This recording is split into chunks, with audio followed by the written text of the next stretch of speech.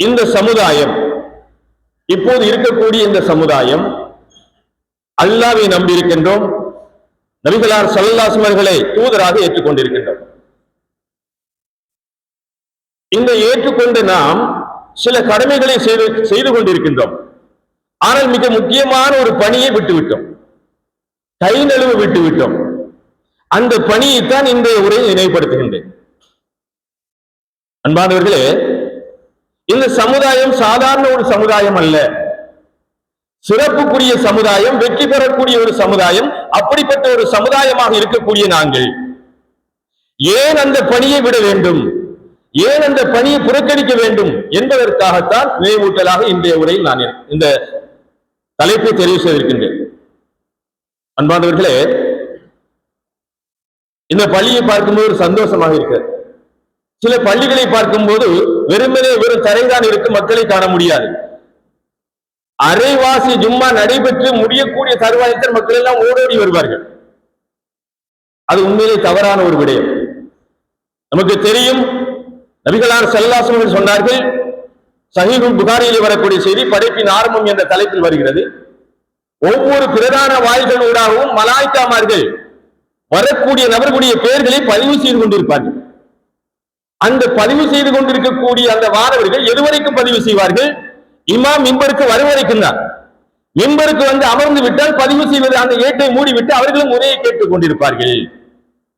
எனவே நம்முடைய பெயர் பட்டியலில் வர வேண்டுமாக இருந்தால் நிச்சயமாக நேர காலத்தோடு வர வேண்டும். மிம்பருக்கு இமாம் ஏறுவதற்கு முன்னதாக வந்து சேர்ந்து விட வேண்டும். இப்போது விடயத்துக்கு வருவோம். அன்பானவர்களே, இந்த பணி என்ன பணி என்று சொன்னால் அழைப்பு பணி, தஅவா என்று சொல்வோம். இந்த அழைப்பு பணியை பொறுத்தவரையில் யார் யாரெல்லாம் செய்ய வேண்டும், எப்படி செய்ய வேண்டும், யாருக்கு இது பொறுப்பாக இருக்கிறது, இந்த பணி செய்யவில்லை என்று சொன்னால் எப்படிப்பட்ட பாவங்களை, எப்படிப்பட்ட அழிவுகளை இந்த சமுதாயம் சந்திக்க நேரிடும் என்பதை பற்றிய தெளிவான சில விளக்கங்களை திருமறை குர்ஆனில் இருந்தும் சஹீஹான பொன்மொழிகளில் இருந்தும் உங்களுக்கு நான் முன்வைக்க இருக்கின்றேன். அன்பானவர்களே, இந்த அழைப்பு பணியை பொறுத்தவரையில் எங்கிருந்து தொடங்குவது, முதல் அதை பார்க்கணும். எங்கிருந்து ஆரம்பிப்பது? அழைப்பு பணினா என்ன? நன்மையை ஏவுவது, தீமையை தடுப்பது, அவ்வளவுதான். மக்களுக்கு இதை சொல்ல வேண்டும். அந்த சொல்லக்கூடியவற்ற அந்த சிறப்பு இல்லை என்று சொன்னால் அதை எடுபடாது. இப்ப நான் உதாரணத்துக்கு நான் சொல்றேன், 5 நேரமும் தொழக்கூடியவனாக நான் இருக்க வேண்டும், அப்ப மக்களுக்கு சொல்லணும். அப்படி நான் தொழவில்லை என்று சொன்னால் சொல்லக்கூடிய நபர்கள் திருப்பி கேட்பாங்க, நீங்க என்ன தொழுறீங்களா, நீங்களே தொலைல என்னென்னப்பா சொல்ல போறீங்க, கேட்பாங்களா இல்லையா? அந்த மாதிரி ஒரு நிலைக்கு நாம இருக்கக்கூடாது. நம்முடைய வாழ்க்கையில் இந்த சத்தியம் சரியான முறையில் கடைபிடிக்கப்பட வேண்டும். அதற்கு பிறகு மக்களுக்கு எத்தி வைப்பது எல்லோருக்கும் பொறுப்பாக இருக்கிறது. யார் யாருக்கெல்லாம் பொறுப்பு என்பதை இப்ப பார்க்க இருக்கிறோம். இப்போ குடும்பத்திலிருந்து ஆரம்பிக்க வேண்டும் என்பதற்காக வேண்டி ஆதாரத்தை சொல்றேன். இப்ராஹிம் அலைஹிஸ்ஸலாம் அவர்களை பற்றி தெரியும், யாக்கூப் அலைஹிஸ்ஸலாம் அவர்களையும் தெரியும். இவர்கள் என்ன சொன்னார்கள் தெரியுமா? தங்களுடைய பிள்ளைகளுக்கு நாம் எப்போதாவது சொல்லி இருக்கின்றோமா என்று உள்ளத்துல கை வச்சு கேளுங்க. அவர்கள் சொன்னார்கள், 2வது அத்தியாயத்துடைய 132வது வசனம் என்ன சொன்னார்கள்? வவஸ்ஸா பிஹா இப்ராஹீமு பனீஹி வ யாக்கூப் யா பனிய இன்னல்லாஹ அஸ்தஃபா லகுமுத் தீன ஃபலா தமூதுன்ன இல்லா வ அன்தும் முஸ்லிமூன். 2 பேரும் தங்களுடைய பிள்ளைகளுக்கு சொல்றாங்க,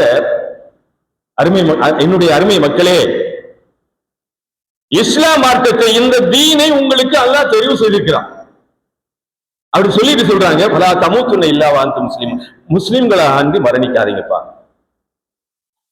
அப்படின்னு என்ன அர்த்தம்? அல்லாஹ்வுக்கு கட்டுப்பட்டவர்களாக, அல்லாஹ்வுடைய கடமைகளை செய்யக்கூடியவர்களாக நீங்க வாழுங்க. அப்படி இல்லைன்னு சொன்னா நீங்க மரணிக்காதீங்க. மரணிக்காம எப்படி இருக்கிறது? மரணிச்சுதானே ஆகணும். மரணிப்பதாக இருந்தால் முஸ்லிம்களாக மரணிங்க. எப்படி சொல்றாங்க பிள்ளைகளுக்கு? எப்போதாவது நாம சொல்லி இருக்கிறோமா? சிந்திச்சு பாருங்க.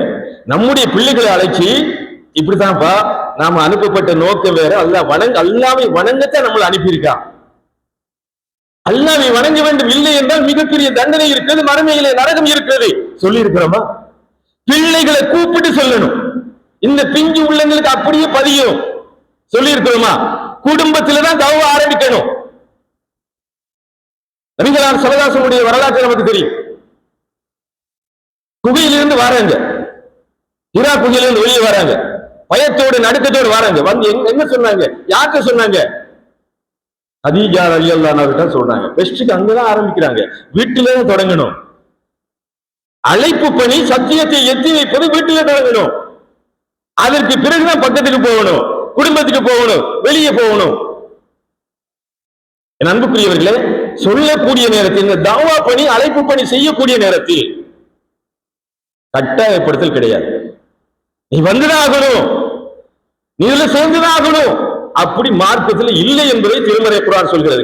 2வது அத்தியாயத்தோட 256வது வசனம், லா இக்ராஹ ஃபித்தீன், பலவந்தம் கிடையாது, கட்டாயப்படுத்தல் இல்லை என்று சொல்லிவிட்டு சொல்கின்றான். கத்தபையன ருஸ்து மினல் ஐ, வழிகட்டில் இருந்து நேர்வழி தெளிவாகி விட்டது. அதுக்கு பிறகு என்னத்தை கஷ்டப்படுத்துறது? விரும்புனா வாங்க, இல்லைன்னா போங்க. அல்லாஹ்ட்ட நீங்க தப்பவே முடியாது. ஆனால் பிள்ளைகளுக்கு வலியுறுத்தி சொல்லணும். என்ன, நம்முடைய குழந்தைகள் அவர்கிட்ட சொல்லணும், இப்படிதான் நாம அனுப்பப்பட்ட நோக்கம், அல்லாஹ்வை வணங்குவதற்கு வணங்கிக் கொள்ளுங்க, இல்லை என்றால் பாரிய நன்மைகளை இழந்து நஷ்டவாளியாக ஆக வேண்டும் என்பதை ஒவ்வொருவரும் சொல்லக்கூடிய கடமை பொறுப்பு நமக்கு இருக்கிறது. அதே போன்று மேலும் இந்த வெற்றி பெற்ற இந்த சமுதாயம் சிறந்த சமுதாயம் என்பதற்கான சான்று என்ன? என்ன சான்று?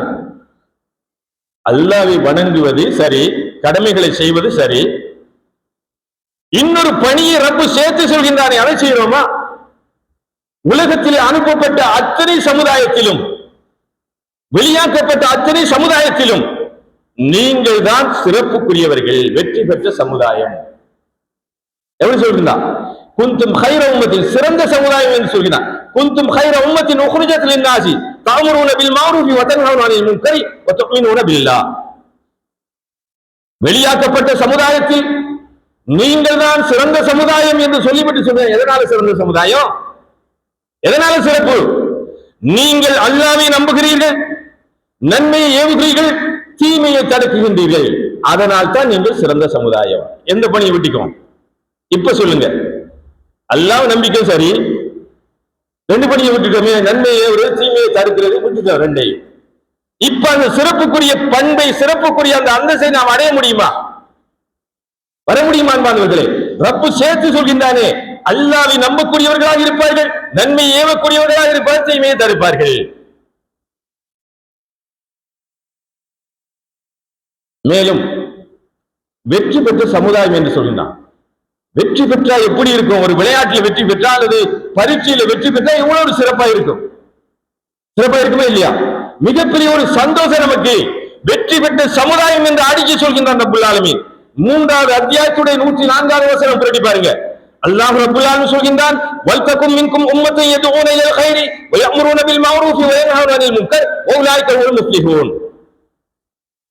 ரப்புல் ஆலமீன் சொல்கின்றான், நன்மையை ஏவி தீமையை தடுத்து நல்வழியை நோக்கி அழைக்கும் சமுதாயம் உங்களிடத்தில் இருக்க வேண்டும், அவர்கள் தான் வெற்றி பெற்றவர்கள். எப்படி சொல்றான்?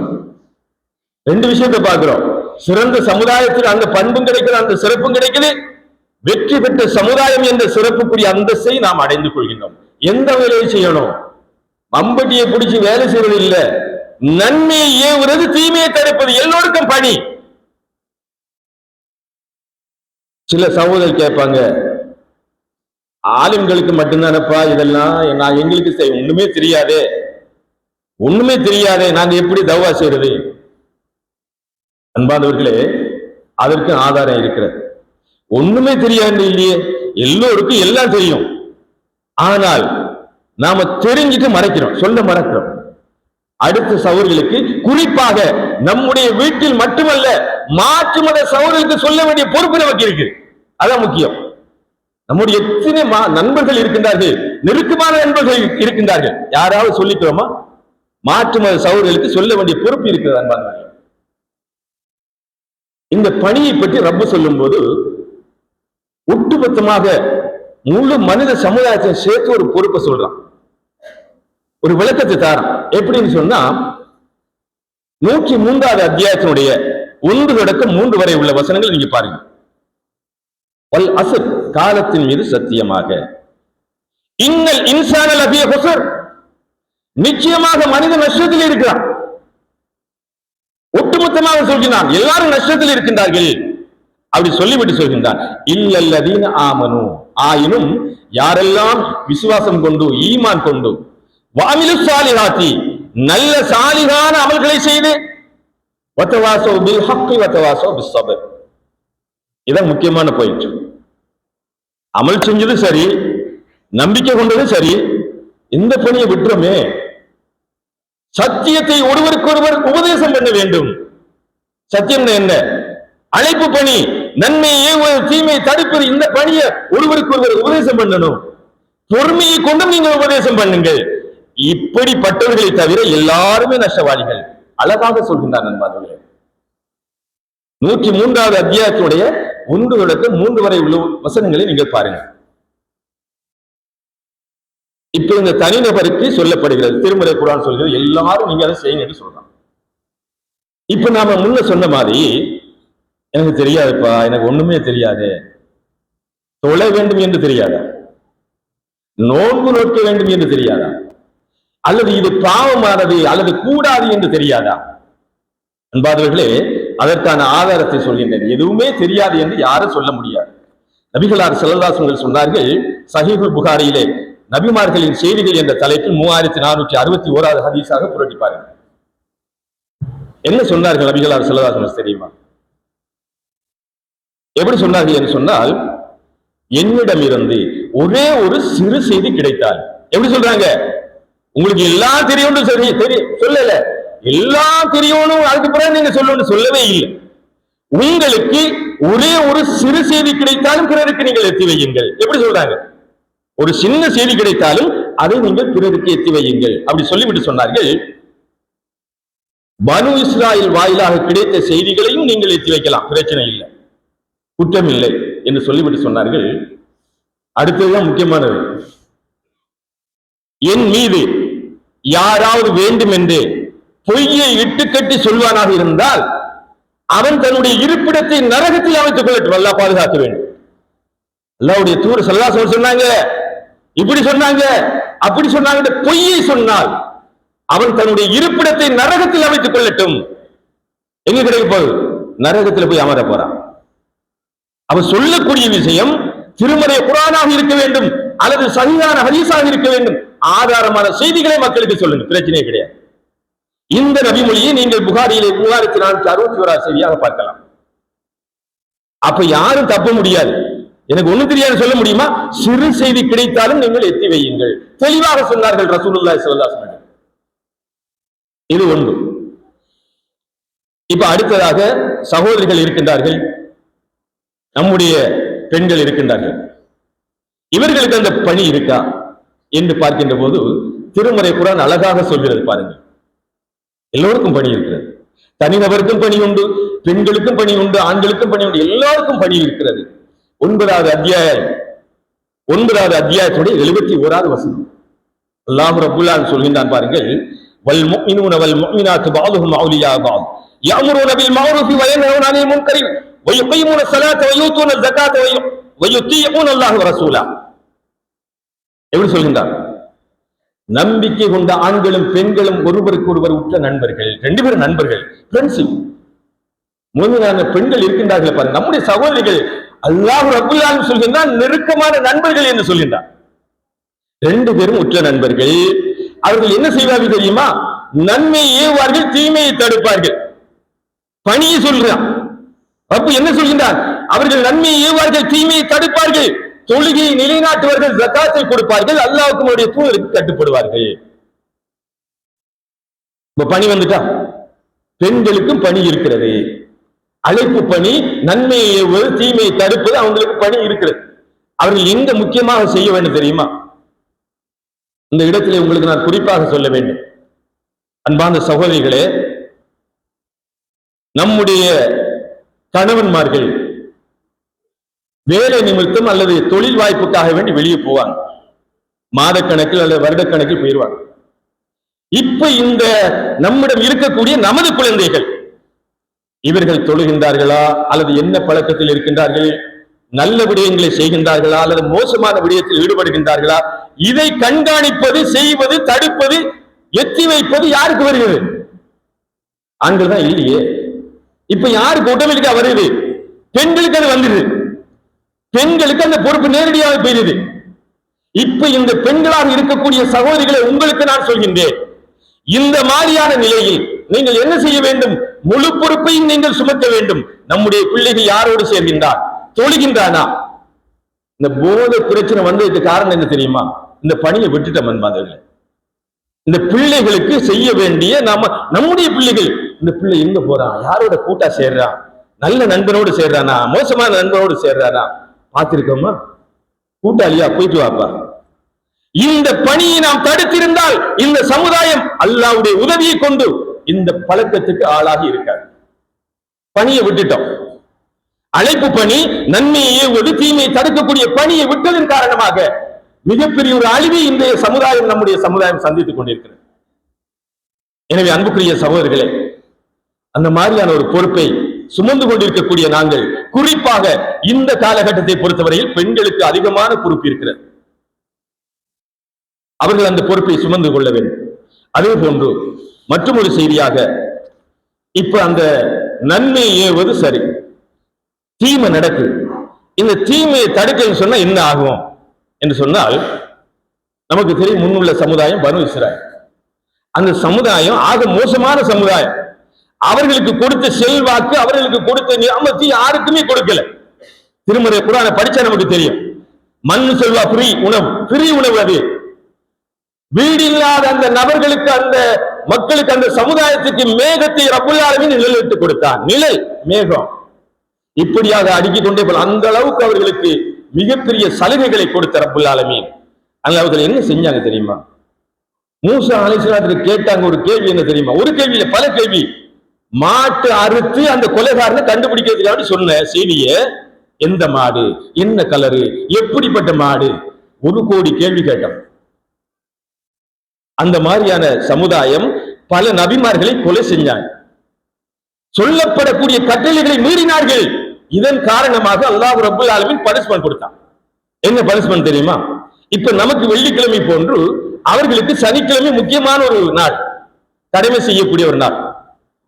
இந்த நாளில் நீங்க மீன் பிடிக்க கூடாது. சனிக்கிழமையில நீங்க மீன் பிடிக்க கூடாது. கடமையை கொடுத்த அந்த மாதிரி ஒரு முக்கியமான ஒரு நாளை தடுத்த, மீன் பிடிக்கவே கூடாது. அந்த நாளில் பார்த்து அல்லாஹ் ரப்புல் ஆலமீன் மீன் கூட்டத்தை கிளப்பி விட்டான். அதாவது அவர்களுக்கு பெரிய ஒரு சோதனை. எதை தடுத்தானோ அதை இவர்கள் செய்கின்றார்கள் என்பதை பார்ப்பதற்காக வேண்டி மீன் கூட்டம் அப்படியே கிளம்பி வருது, கரையோரம் அப்படியே ஒதுங்கி வருது. விடுவானா? தடுத்தா தடுத்துட்டு போய் பிடிச்சிருவோம். தடுத்தா பிறகு பார்ப்போம், பிடிப்போம். மீன் பிடிக்கிற மேல வந்து அப்படியே தண்ணிக்கு மேல வந்து அப்படி காட்டுது. அன்பார்ந்தவர்களே, இந்த வசனத்திலே அல்லாஹ் ரப்புல் ஆலமீன் 3 விதமான நண்பர்களை சொல்கிறான். 3 கூட்டம் பிரியுது. இந்த மீனை பிடிப்பதற்காக வேண்டி ஒரு கூட்டம் கிளம்புது. பார்த்துட்டு இருக்கல, பிடிக்கணும், அவ்வளவு மீன் வருது, வெளியே வருது, அப்படி தண்ணி லெவலுக்கு வந்து நிக்குது. எட்டி பார்த்துட்டு ஒரு கூட்டம் பிடிக்கிறதுக்கு வராங்க. இன்னொரு கூட்டம் சொல்லுது, அல்லாஹ்வுடைய கட்டளையப்பா, போயிடாதீங்க, போனீங்கன்னா அல்லாஹ்வுடைய தண்டனை வந்துடும். ஒரு கூட்டம் சொல்லு. இன்னொரு சாரா சொல்றாங்க, ஏப்பா அவங்களை விட்டுருங்க, அழிஞ்சிட்டு போட்டும். அவங்களையும் தடுக்கிறீங்க, விட்டுருங்க, அழிஞ்சிட்டு போட்டு. நம்ம மக்களும் சொல்லக்கூடிய சவுல் இருக்கின்றாரு. தீமை நடக்கக்கூடிய அவன் அழிஞ்சிட்டு போட்டு, நமக்கு பிரச்சனை இல்லையே என்று சொல்லக்கூடிய சவுர்களும் இருக்கின்றார்கள். அவர்களுக்காக வேண்டி இந்த வசனம் வருது. 3 பிரிவா பிரிஞ்சாங்களா? பிரிஞ்சதற்கு பிறகு மீன் பிடிச்சிட்டாங்க. இப்ப மீன் பிடிச்ச உடனே கட்டளையும் மீறிட்டாங்க, குற்றம் செஞ்சுட்டாங்க. அல்லாஹ் ரப்புல் ஆலமீன் கொடுத்த பனிஷ்மென்ட் என்ன தெரியுமா? கொடுத்த தண்டனை என்ன தெரியுமா? திருமறை குர்ஆன் நீங்க படிச்சா தெரியும். 7வது அத்தியாயத்துடைய 166வது வசனம், அதே போன்று 5வது அத்தியாயத்துடைய 60வது வசனம், 2 செய்தி சொல்லப்படுகிறது. இந்த மீறின சகோதரர்களுக்கு, இந்த மீறிய சமுதாயத்துக்கு எல்லாம் மீறி போய் பிடிச்சாங்கல்ல, இவர்களையும் அந்த தடுத்த அழிஞ்சிட்டு போட்டு சொன்னாங்களே, இவங்க 2 பேரையும் அல்லாஹ் கொன்றல விட்டான். யார் தடுத்தார்களோ அவர்களை மட்டும் காப்பாற்றினான். திருமறை குர்ஆன் அழகா சொல்கிறது, ஃபலம்மா நஸூ மா ذُكِّرُوا بِهِ அன்ஜைனா அல்லதீன யன்ஹவுன அனிஸ் ஸூஇ வஅഖذனா அல்லதீன ظلموا பிஅதாபின் பஈஸின் பிமா கானூ யஃப்ஸகூன். சனிக்கிழமையில் மீன் பிடிக்க கூடாது என்று சொல்லக்கூடிய அந்த அறிவுரையை அவர்கள் மறந்த போது தீமையை தடுத்தவர்களை மட்டும் காப்பாற்றினோம். ரப்பு தெளிவா சொல்கின்றான், யாரெல்லாம் தீமையை தடுத்தார்களோ அவர்களை காப்பாற்றினோம், அநீதி இழைத்தவர்களை அவர்கள் குற்றம் புரிந்து வந்ததன் காரணமாக அவர்களுக்கு கடுமையான தண்டனை கொடுத்தோம். என்ன தண்டனை? என்ன தண்டனை தெரியுமா? நான் முன்னே சொன்ன 7வது அத்தியாயத்துடைய 166வது வசனம், 5வது அத்தியாயத்துடைய 60வது வசனம், ரெண்டையும் புரட்டி பாருங்க. முன்னே சொன்ன வசனத்தில் ரப்பு சொல்கின்றான், அவர்கள் குரங்குகளாக மாற்றப்பட்டார்கள். அதற்கு பிறகு 5வது அத்தியாயத்துடைய 60வது வசனத்தில் சொல்கின்றான், அவர்கள் குரங்குகளாகவும் பன்றிகளாகவும் உருமாற்றப்பட்டார்கள். முடிஞ்சதா? மனித கோலத்திலே இல்லை. அல்லாஹ் ரப்புல் ஆலமீனுடைய தண்டனை எப்படி இருக்குன்னு பாருங்க. மனிதனை குரங்குகளாகவும் பன்றிகளாகவும் மாற்றிட்டான். எதற்காக? அல்லாஹ்வுடைய கட்டளையை மீறியதன் காரணமாக. இப்ப நம்முடைய கேள்வி வரும், நம்முடைய உள்ளத்தில் ஒரு கேள்வி வரும், அப்படின்னு சொன்னா இப்ப இருக்கக்கூடிய குரங்குகள் பன்றிகள்லாம் அதே ஆக்கலாம். கேள்வி வருமா வராதா? அந்த இனத்திலே தான் வந்திருக்கணும் அப்படின்ற ஒரு கேள்வி வரும். இதே கேள்வி நபிகளார் ஸல்லல்லாஹு அலைஹி வஸல்லம் நண்பர்கள் கேட்டாங்க, தோழர்கள் கேட்கிறாங்க, அல்லாஹ்வுடைய தூதரே, இப்ப நீங்க சொல்றீங்களே அந்த குரங்குகளாக பன்றிகளாக உருமாற்றப்பட்ட மக்கள், அந்த சமுதாயம் இன்றும் இருக்கின்றார்கள், அவர்களுக்கு சந்ததி இருக்கிறதா? தெளிவாக சொன்னார்கள் ரசூலுல்லாஹி ஸல்லல்லாஹு அலைஹி வஸல்லம். நீங்கள் சஹீஹ் முஸ்லிமிலே புரட்டி பாருங்கள், 5176வது செய்தியாக பதிவாகி இருக்கிறது. என்ன சொன்னாங்க தெரியுமா? எந்த சமுதாயம் உருமாற்றப்பட்டார்களோ அத்தனை சமுதாயம் உருமாற்றப்பட்டவர்கள் மட்டும்தான் இருந்தார்கள். அவருடைய காலம் முடிஞ்ச அப்படியே அழிஞ்சு, வேற ஒரு சந்ததியும் வராது. எப்படி சொல்றாங்க? சந்ததி இருக்காது, அந்த சமுதாயம் அப்படியே அழிக்கப்பட்டு விடும் என்று நபிகளார் ஸல்லல்லாஹு அலைஹி வஸல்லம் சொன்னார்கள். எனவே அன்புக்குரிய சகோதரர்களே, அழிவு மிகப்பெரிய தண்டனை, அல்லாஹ்வுடைய தண்டனை மகா பெரிய ஒரு குற்றம், தீமைகளை செய்யும்போது தடுக்காமல் இருப்பது. எனவே அல்லாஹ் ரப்புல் ஆலமீன் தீமைகளை கண்டால் தடுக்கக்கூடிய அந்த பாக்கியத்தையும் நன்மைகளை ஏவக்கூடிய பாக்கியத்தையும் வல்ல நாயன் நம் அனைவருக்கும் தந்தல் புரிவானாக. வாஹம் அல்ஹம்துலில்லாஹ் ரப்பில் ஆலமீன்.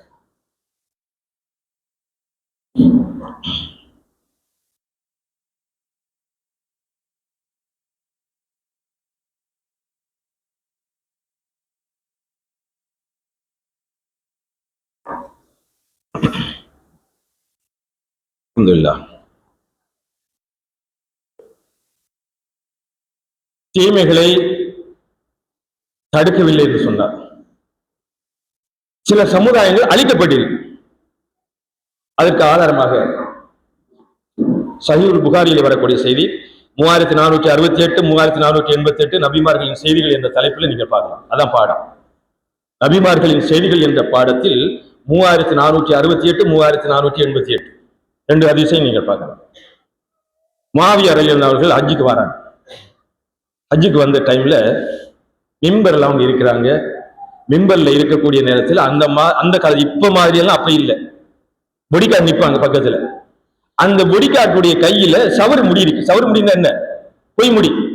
சில பெண் பிள்ளைகள், சில பெண்கள் என்ன செய்வாங்க, அழகுக்காக வேண்டி தங்களுடைய முடியை நீட்டுக்காக வேண்டி வைக்கிறதுக்கு என்ன செய்வாங்க, சவரி முடி கட்டுவாங்க. அந்த சவரி முடி எடுத்து வச்சுக்கிறாங்க, வாய்க்காவில் அந்த பொடிக்காட் வச்சுக்கிறாங்க. வச்சிருக்கக்கூடிய நேரத்தில் முஆவியா ரலியல்லாஹு பார்த்துட்டாங்க. பார்த்த உடனே அதை எடுக்கிறாங்க, கையில எடுத்து எப்படி கேட்டாங்க தெரியுமா? முதலாவது கேள்வி மார்க்க அறிஞர்கிட்ட கேள்வி வரும். மார்க்கத்தை யாரெல்லாம் விளங்கி வைத்திருக்கின்றார்களோ அவர்கிட்ட முதல் கேள்வி. முஆவியா ரலியல்லாஹு கேட்கிறாங்க, மதீனாவுடைய மார்க்க அறிஞர்கள் எல்லாம் எங்க போயிட்டீங்க, எங்க போனீங்க? இந்த மாதிரியான ஒரு தீமை நடைபெற்றுக் கொண்டிருக்கிறது. நபிகளார் ஸல்லல்லாஹு அலைஹி வஸல்லம் சொல்ல நான் கேட்டிருக்கின்றேன், முன்னுள்ள சமுதாயமான பனு இஸ்ராயல் சமுதாயத்துடைய பெண்கள் இந்த மாதிரியான ஒரு பாவத்தை, இந்த மாதிரியான ஒரு தடுக்கப்பட்ட விடயத்தை செய்ததன் காரணமாக அவர்கள் அழிக்கப்பட்டார்கள். எங்கப்பா போனீங்க நீங்கள்லாம்? நீங்க மக்களுக்கு சொல்லலையா என்று முஆவியா ரலியல்லாஹு இதே மிம்பர், இந்த மாதிரி மிம்பர்ல நின்று கேட்கிறார். இந்த அளவுக்கு நம்முடைய பார்வையில் சின்ன வேலை தானப்பா. முடிய போட்டா என்ன பிரச்சனை நினைப்போமா இல்லையா? முடி கட்டினா என்னப்பா பிரச்சனை? அல்லாஹ்வுடைய தண்டனை, அல்லாஹ்வுடைய குற்றத்துக்குரிய ஆளாகக்கூடிய ஒரு நிலைதான் அல்லாஹ்வுடைய சட்டங்களை, அல்லாஹ்வுடைய தடுக்கக்கூடிய காரியங்களை செய்யும் போது புரிந்து கொள்ள வேண்டும். அதே போன்று மற்றொரு செய்தியாக நபிகளார் ஸல்லல்லாஹு அலைஹி வஸல்லம் அவர்கள் ஒரு முறை நடுங்கிட்டு வராங்க. அல்லாஹ்வுடைய தூதர் சொல்றாங்க, மிகப்பெரிய வீரன், 10 பேரையும் சமாளிக்கக்கூடிய ஆற்றல் அவர்களுக்கு இருக்கு. அவங்க நடுங்கிட்டு வராங்க. இந்த செய்தி நீங்க பார்க்கலாம், புகாரியிலே வருகிறது. ஸைனப் பின் ஜவ்ஸ் என்று சொல்லக்கூடிய நபி, அதாவது சஹாபி பெண்கள் சொல்கின்றார். சஹாபி பெண் சொல்றாங்க, என்ன சொல்றாங்க? அல்லாஹ்வுடைய தூதர் நடுங்கிட்டு வராங்க. வந்து சொல்றாங்க, அரபிகளுக்கு பேர் அழிவு ஏற்பட்டு விட்டது, மிகப்பெரிய ஒரு கேடு வந்துட்டது என்று சொல்லிவிட்டு சொல்றாங்க, யௌஜூத் மௌஜூத் கூட்டத்தை தடுப்பு சுவராக துல்கர்னைன் கட்டினாங்கல்ல, அந்த தடுப்பு சுவரில் இருந்து இந்த விரலையும் அடுத்த விரலையும் போட்டு இப்படி வளையம் போட்டு காட்டுறாங்க.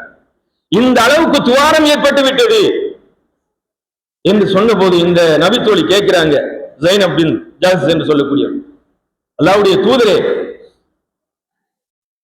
இந்த மாதிரியான ஒரு நிலையில் நல்லவர்கள் இருக்கிறாங்க, தீயவர்கள் இருக்கிறாங்க, ரெண்டு பேரும் இருக்கு, நல்லவர்கள் இருக்கக்கூடிய நேரத்தில் அழிக்கப்படுவார்களா என்று கேட்டபோது நபிகளார் ஸல்லல்லாஹு அலைஹி வஸல்லம் மிக தெளிவாக சொன்னார்கள் என்பார்கள், எந்த இடத்தில் தீமை அதிகரித்து விட்டதோ அந்த இடத்தில் நல்லவர்களும் சேர்ந்து அழிக்கப்படுவார்கள். அல்லாஹ் பாதுகாக்க வேண்டும்.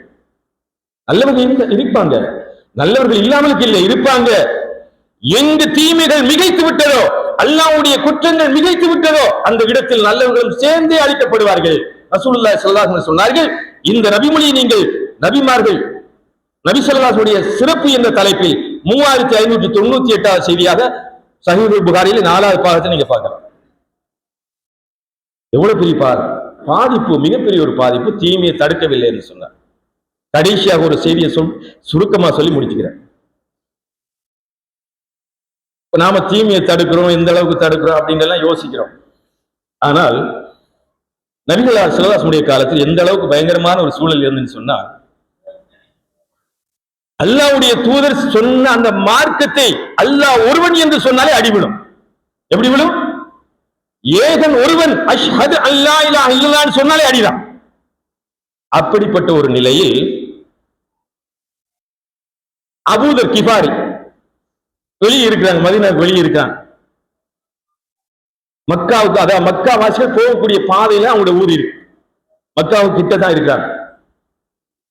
இப்ப நபிகளார் ஸல்லல்லாஹு அலைஹி வஸல்லம் அவர்கள் மக்காவில இந்த செய்தியை சொல்றாங்க, கேள்விப்படுறாங்க. அவங்க அபூதர் கேள்விப்படுறாங்க, இஸ்லாத்துக்கு வருவதற்கு முன்னதாக கேள்விப்பட்ட உடனே இப்படி அவர் சொல்றாராம், புதிதாக வந்து தான் ஒரு இறை தூதர் என்று வாதிட்டுக் கொண்டிருக்கிறாராம் அப்படின்னு சொன்ன உடனே தன்னுடைய தம்பி இருக்காருல்ல, அனீஸ்ன்னு சொல்லக்கூடியவர், அவருடைய பேர், அவர் அனுப்புறாங்க, நீங்க போய் பார்த்துட்டு வாங்கப்பா, என்ன நடக்குது, மக்காவாசிகள் இப்படி சொல்றாங்க, தூதர்னு சொல்றாங்க, என்ன சொல்றாரு அவரு, என்னதான் நடக்குது, போய் பார்த்துட்டு வாங்க.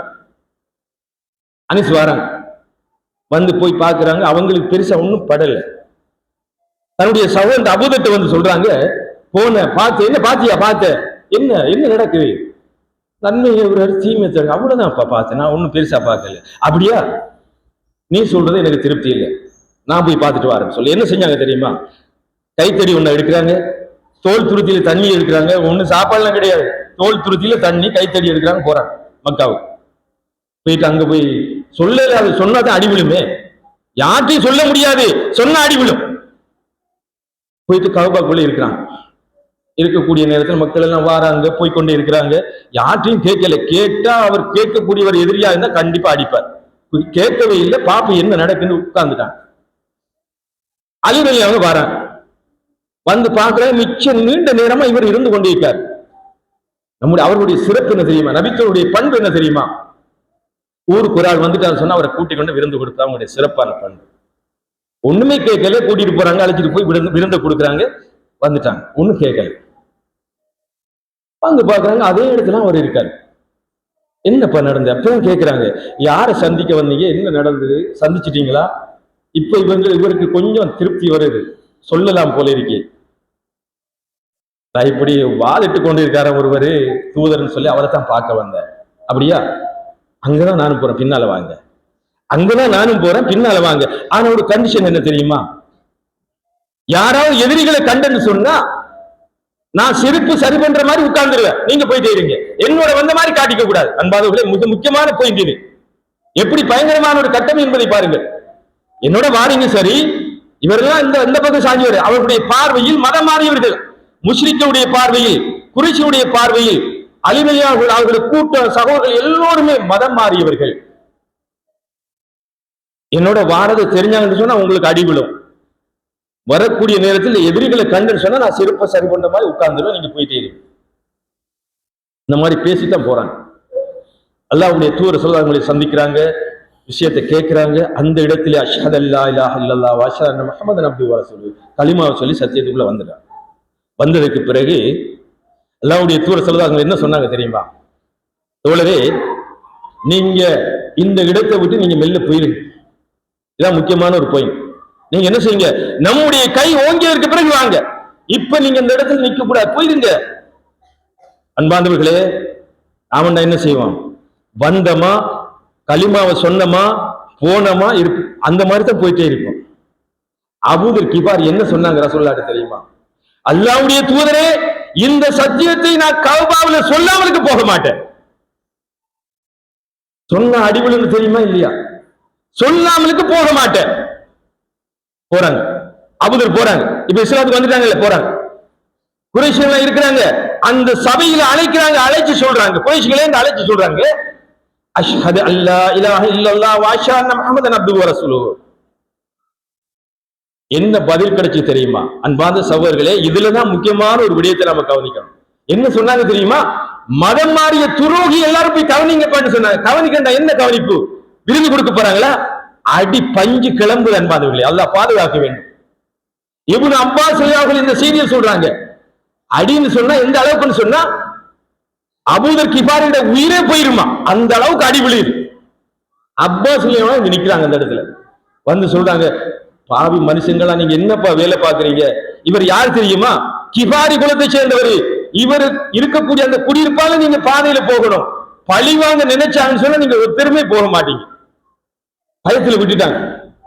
இப்ப என்ன செய்வோம்? நாம என்ன செய்வோம்? வந்தமா போனமா ஓடிட்டே இருப்போம், நின்று கூட பார்க்க மாட்டோம். அன்பான சகோதரர்களே, மீண்டும் அந்த நபித்தோழர் வாரார். வந்து அடுத்த நாள், மீண்டும் அடுத்த நாளும் இதே வாசகத்தை சொல்கின்றார். இதே அடி அவருக்கு விழுகிறது. அதே போன்று அப்பாஸ் அவர்கள் இந்த வாசகத்தை சொல்றாங்க, தடுக்கப்படுகின்றார். மீண்டும் அவர் ஊருக்கு போறார்.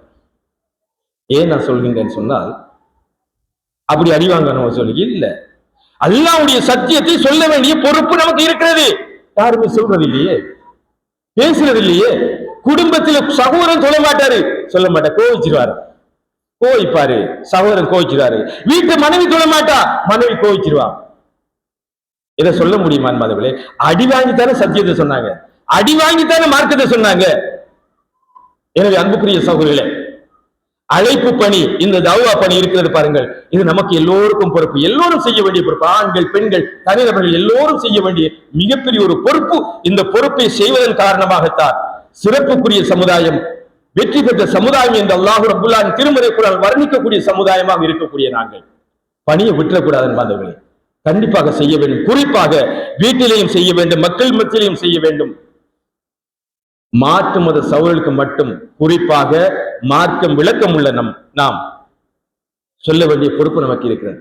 அவர்களுக்கு இந்த சத்தியத்தை சொல்ல வேண்டிய கடமை இருக்கு. நாளைக்கு மறுமையில் அவர்கள் நம்மை மாட்டி வைக்கக்கூடாது. நண்பர்களாக இருக்கக்கூடிய நிலையில நாம் என்ன செய்யணும்? கண்டிப்பாக அந்த விளக்கத்தை சொல்ல வேண்டிய கடமை நமக்கு இருக்கிறது. எனவே அல்லாஹ் ரப்பல் ஆலமீன் எந்த பொறுப்பை எந்த சமுதாயத்துக்கு சாட்டி இருக்கின்றானோ அந்த பொறுப்பை நாம் சரியாக விளங்கி அடுத்த சகோதரர்களுக்கும், நம்முடைய சகோதரர்களுக்கும், மாற்று மத சகோதரர்களுக்கும் சொல்ல வேண்டிய அந்த பொறுப்பை நாம் சரியாக செய்து வெற்றி பெற்ற சமுதாயமாக, சிறப்புக்குரிய சமுதாயமாக மாறுவதற்கு ஒவ்வொருவரும் முயற்சி எடுக்க வேண்டும். அல்ல நான் நம் அனைவருக்கும் துணை